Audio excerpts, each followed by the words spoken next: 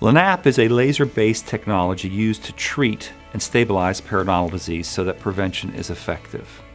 The LANAP procedure is a very simple procedure to go through. I do recommend sedation for this because this is usually a 2 to 3 hour hands-on procedure. I want the patient to feel comfortable. The first step involves using the laser to pass between the gum and the tooth, remove the diseased tissue in that area, and sterilize the area as well. The next step involves cleaning the contaminated root.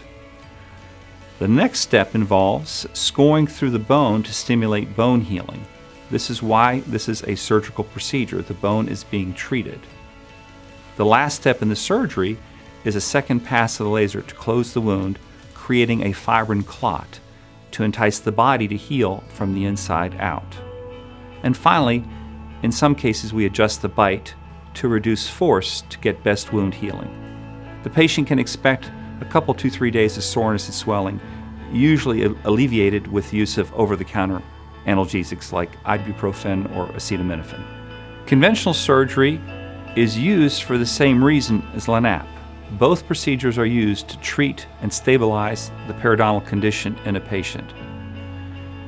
The point is these procedures are used to get to the bone, because this is where all the action is at in a patient with moderate to severe periodontal disease. In a conventional approach, an incision is made in the gum to tease the gum back off the root and bone to get to the bone and either place a regenerative material to the place or contour and reshape the bone so that when the gum is stitched back up, the periodontal condition can be maintained.